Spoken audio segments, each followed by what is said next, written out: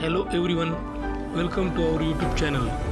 आज आपण पाहणार आहोत वर्ग 10वा विषय इंग्रजी चॅप्टर 1.5 हीज फर्स्ट फ्लाईट या पाठाचे लाईन टू लाईन एक्सप्लेनेशन. चला तर मग सुरुवात करूयात. चॅप्टरचं टायटल आहे हीज फर्स्ट फ्लाईट, ज्याचा अर्थ होतो त्याची पहिली झेप किंवा पहिली भरारी. The young seagull was alone on his ledge. एक छोटा तरुण असा सीगल पक्षी, जो एक समुद्र पक्षी आहे, तो एकटाच खडकाच्या टोकावर बसलेला होता. या ठिकाणी लेज हा शब्द आलेला आहे. लेज याचा अर्थ होतो a narrow horizontal shelf projecting from a wall or here a cliff, म्हणजे खडकाचं टोक. His 2 brothers and his sister had already flown away the day before. अगोदरच्याच दिवशी त्याचे दोन्ही भाऊ आणि त्याची बहीण हे दूर उडून गेलेले होते. He had been afraid to fly with them. या सीगलला त्यांच्यासोबत उडून जायची भीती वाटत होती. Somehow, when he had taken a little run forward to the brink of the ledge and attempted to flap his wings, he became afraid. खडकाच्या टोकापर्यंत पुढे पळत पळत जाऊन त्याने आपला पंख फडफडवायचा प्रयत्न केला, पण का कुणास ठाऊक असं करून तो खूप घाबरलेला दिसला. The great expanse of sea stretch down beneath and it was such a long way down, miles down. त्याने खाली पाहिले तर खाली अथांग असा पसरलेला समुद्र होता आणि समोर मैलोन मैल दूर जाणारा मार्ग त्याला दिसत होता. He felt certain that his wings would never support him. की त्याला खात्री झाली होती की त्याचे जे पंख आहेत, हे पंख त्याला सपोर्ट करणार नाहीत, त्याला साथ देणार नाहीत, हे आपल्याला झेपणार नाही. So he bent his head. मग त्याने आपलं डोकं खाली झुकवलं and ran away back to the little hole under the ledge where he slept at night. आणि तो मागे धावत पळत सुटला आणि छोट्याशा बिळाकडे पळून गेला, ज्या ठिकाणी तो रात्री झोपणार होता. Even when each of his brothers and his little sister whose wings were far shorter than his own ran to the brink, flapped their wings and flew away, he failed to muster up courage to take that plunge which appeared to him so desperate. की त्याचा भाऊ आणि त्याची जी बहीण होती, की त्याच्यापेक्षा खूप लहान पंख असूनसुद्धा ते त्या खडकाच्या टोकापर्यंत पळत जाऊन पंख फडफडत आणि केव्हाच ते उडून गेलेले होते. पण इच्छा असूनसुद्धा हा जो छोटा सिगल आहे, या सिगलला मात्र उडण्याची जी डेअरिंग होती ती होत नव्हती. His father and mother had come around calling him shrilly, upbraiding him, threatening to let him starve on his ledge unless he flew away. त्याचे जे आईवडील होते ते त्या ठिकाणी आले आणि त्याला खूप मोठ्या आवाज, श्रीली या शब्दाचा होतो in a loud harsh voice, ती खूप मोठ्या आवाजात, खूप कर्कश अशा आवाजात त्याला आवाज दिला, त्याला बोलवलं. त्यानंतर अपब्रेडिंग म्हणजे स्कोल्डिंग म्हणजे धमकावणे, धाक दाखवणे. तर त्याला धाक दाखवला आणि त्याला सांगितलं जर तो त्या खडकावरून त्यानं तो उडाला नाही, त्यानं झेप घेतली नाही तर त्याला उपाशी राहावं लागेल. But for the life of him he could not move. असं सांगितल्यानंतर सुद्धा तो आपल्या जीवाच्या भीतीमुळं जागचा हल्लासुद्धा नाही. दॅट वॉज 24 hours अगो. ही गोष्ट 24 तासांच्या अगोदर झालेली होती, घडलेली होती. Since then nobody had come near him. की तेव्हापासून त्याच्याजवळ कोणीही आलेलं नव्हतं. द डे बिफोर, आदल्या दिवशी, all day long he had watched his parents flying about with his brothers and sister, perfecting them in the art of flight, teaching them how to skim the waves and how to dive for fish. अगोदरच्या दिवशी दिवसभर त्याने आपले जे काही भाऊ आणि बहीण होते त्यांना आपल्या पालकासोबत खेळताना, बागडताना, त्यानंतर उडण्याची कला शिकताना, लाटांवरून कसं पोहायचं, मासा पकडण्यासाठी सूर कसा मारायचा हे शिकताना पाहिलेलं होतं.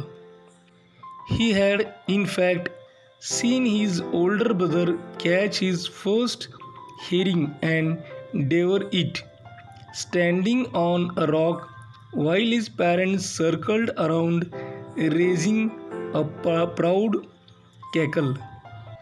इतकंच नाही तर त्याचा जो मोठा भाऊ होता तो खडकावर उभं राहून त्याचा जो पहिला जो हेरिंग मासा होता तो पकडून त्याला तो खात होता आणि त्याचे जे पालक होता त्या पालकांना त्याच्या भोवती गोल फिरून कलकल आवाज करीत त्याला शाबासकी देताना सुद्धा त्यानं पाहिलेलं होतं. And all the morning the whole family had walked about on the big plateau midway down the opposite cliff, taunting him for his cowardice. आणि आता सकाळी त्याचं सर्व कुटुंब समोरचा एक जो कडा होती या कड्याच्या मध्यावर असलेलं मोठं एक पठार होतं. या पठारावर ते सर्वजण हिंडत होती आणि सर्वजण या सीगलच्या भित्रेपणाची थट्टा करत होते, त्याला टॉन्ट मारत होते. The sun was now ascending the sky. आता सूर्य वर येऊ लागला. Blazing on his ledge that faced the south. की दक्षिणेकडं तोंड असलेला तो जो खडक होता तो खडक सूर्याच्या प्रकाशानं उजळून निघाला, त्यावर सूर्यप्रकाश पडला. He felt that heat because he had not eaten since the previous nightfall. की अगोदरच्या रात्रीपासून त्यानं काहीही खाल्लेलं नसल्यामुळं त्याला जरा जास्त उष्णता जाणवायला लागली. He stepped slowly out of the brink of the ledge. हळूच तो खडकाच्या टोकापाशी आला. And standing on one leg, आणि एका पायावर उभा राहिला. With the other leg hidden under his wing. आणि त्याचा दुसरा जो पाय होता तो त्यानं आपल्या पंखाखाली लपवला. He closed one eye. एक डोळा त्यानं बंद केला. देन द अदर, मग दुसरा बंद केला. And pretended to be falling asleep. आणि झोपल्याचं सोंग केलं. स्टील दे टूक नो नोटीस ऑफ हिम. असं असून सुद्धा त्याच्याकडं कुणीही लक्ष दिलं नाही. He saw his 2 brothers and his sister lying on the plateau dozing with their heads sunk into their necks. त्यानं पाहिलं की त्याचे दोन्ही भाऊ आणि त्याची बहीण हे आपले डोके मानेमध्ये खुपसून तिथल्या पठारावर डुलक्या खात पडलेले होते, पहुडलेले होते. His father was preening the feathers on his white back. आणि त्याचे जे वडील होते की ते आपल्या पाठीवरची जी शुभ्र अशी पिसे होती ती नीटनेटके करण्यात गुंतलेले होते. Only his mother was looking at him. फक्त त्याची आई त्याच्याकडं पाहत होती. She was standing on a little high hump on plateau her white breast thrust forward. आणि ती त्या ठिकाणी पठाराच्या एका उंचवट्यावर आपली पांढरी शुभ्र छाती पुढे काढून उभी होती. Now and again she tore at a piece of fish that lay at her feet and then scraped each side of her beak on the rock. अशामध्येच तिच्या पायाजवळ असलेला जो माशाचा तुकडा होता तो तुकडा ती फाडायची आणि आपली चोच सर्व बाजूने त्या खडकावरती तासायची. The sight of the food maddened him. की ते जे दृश्य, ते जे अन्नाचं दृश्य पाहून तो जणू काही मॅड झाला, तो खुळा झाला, त्याला काही कळेनासं झालं.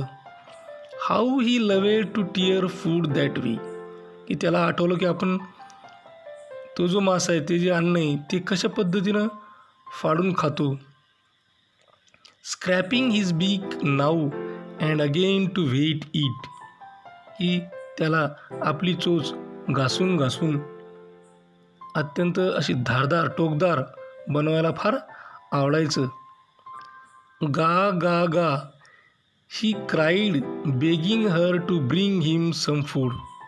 आणि त्याने गा गा गा असं करत आपल्या आईकडं विनवणी केली की तिने त्यासाठी थोडंसं फूड, थोडंसं अन्न आणावं.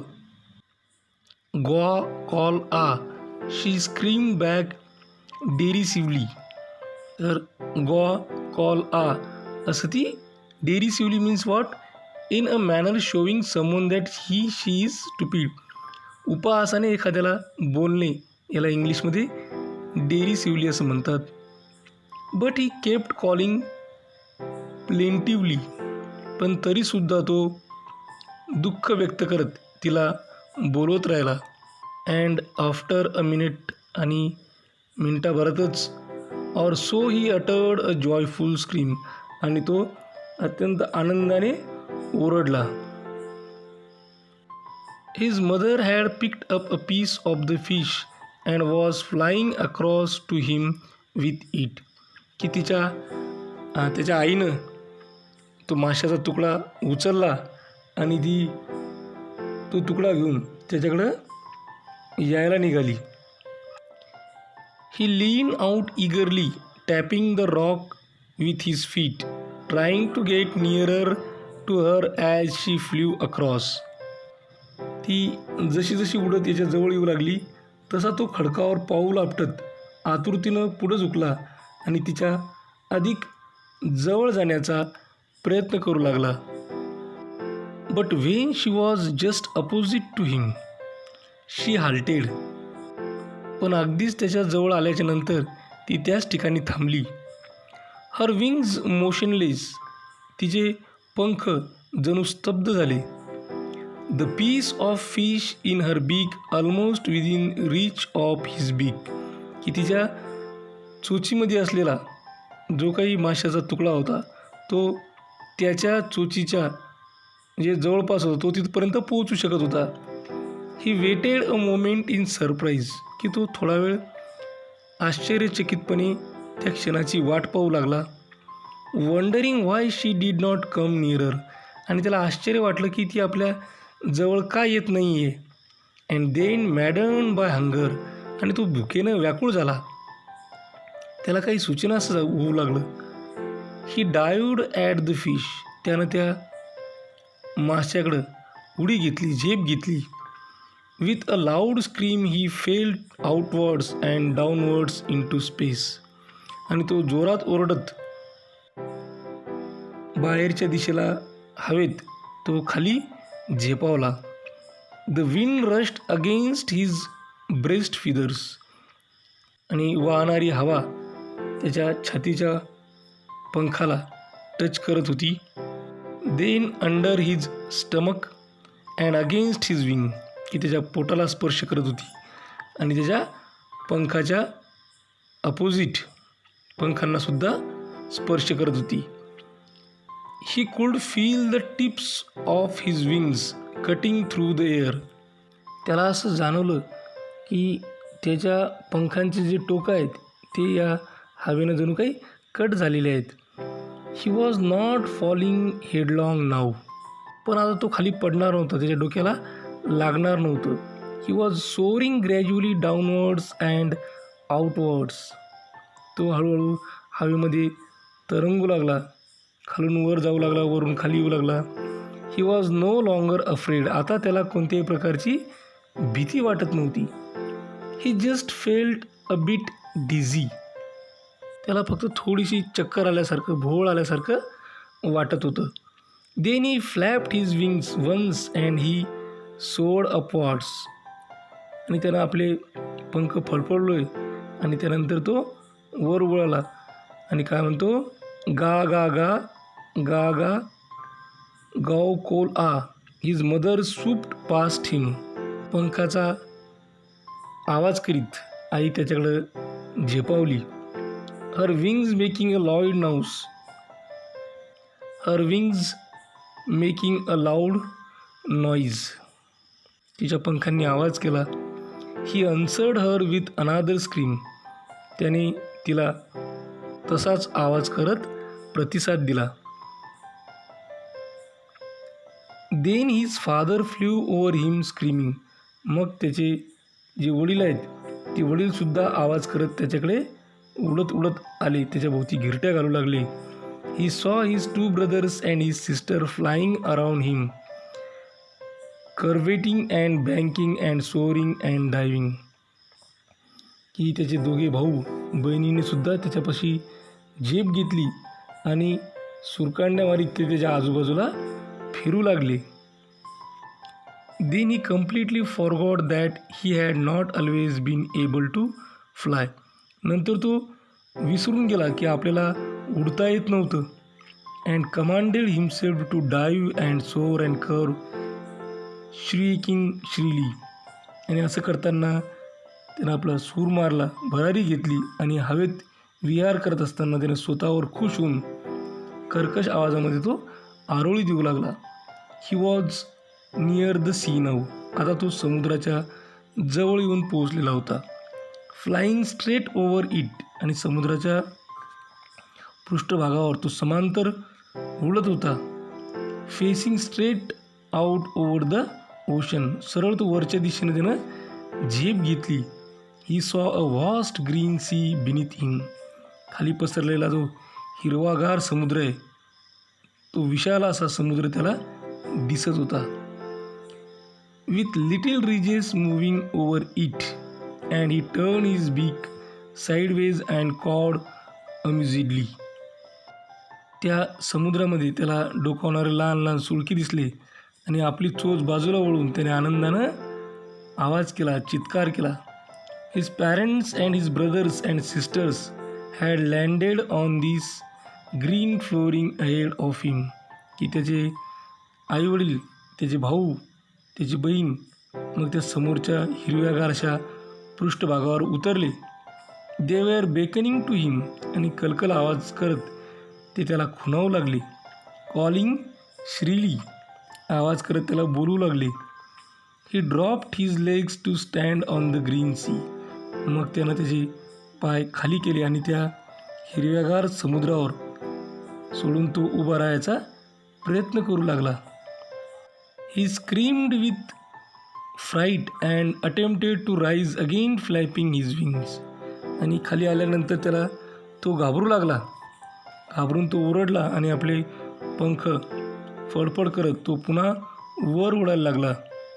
But he was tired and weak with hunger and he could not rise. तो आता थकलेला होता, जेवणामुळं कमजोर झालेला होता.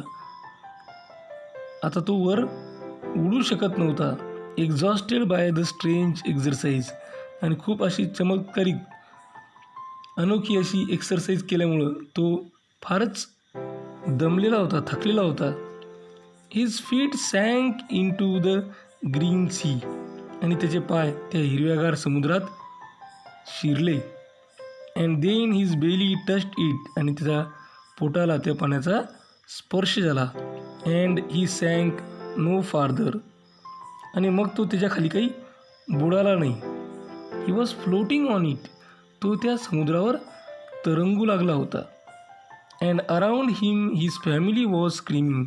आणि त्याच्या आजूबाजूला त्याचे जे आईवडील ते कलकल करत होते, आवाज करत होते. प्रेझिंग हिम, त्याची स्तुती करत होते. And their beaks were offering him scraps of dogfish. आणि त्यांच्या चोचीतून ते त्याला डॉग फिशचे, त्या माशाचे तुकडे भरू लागले, त्याला ते खाऊ घालू लागले. He had made his first flight. आणि अशा पद्धतीने त्यानं आपली पहिली भरारी पूर्ण केली. याबरोबरच या पाठाचं लाईन टू लाईन एक्सप्लेनेशन आपण या ठिकाणी पूर्ण केलं. अशाच प्रकारचे नवनवीन व्हिडिओ पाहण्यासाठी या चॅनलला सबस्क्राईब करा. आमच्या चॅनलचे सर्वच व्हिडिओज ताबडतोब तुमच्यापर्यंत पोहोचण्यासाठी बेल आयकॉन बटनला क्लिक करा. हा व्हिडिओ तुम्हाला आवडला असेल तर लाईक करा. तुमच्या मित्रमैत्रिणींमध्ये, गरजू विद्यार्थ्यांमध्ये जास्तीत जास्त प्रमाणात शेअर करा. काही अडचण असेल, काही सजेशन असेल, काही इन्फॉर्मेशन असेल किंवा रिप्लाय द्यायचा असेल तर कमेंट बॉक्समध्ये कमेंट करा. हा व्हिडिओ अत्यंत काळजीपूर्वक आणि सर्वात महत्त्वाची गोष्ट टिल द एंड, शेवटपर्यंत पाहिल्याबद्दल तुम्हा सर्वांचे मनापासून आभार. थँक्यू. Thanks a lot.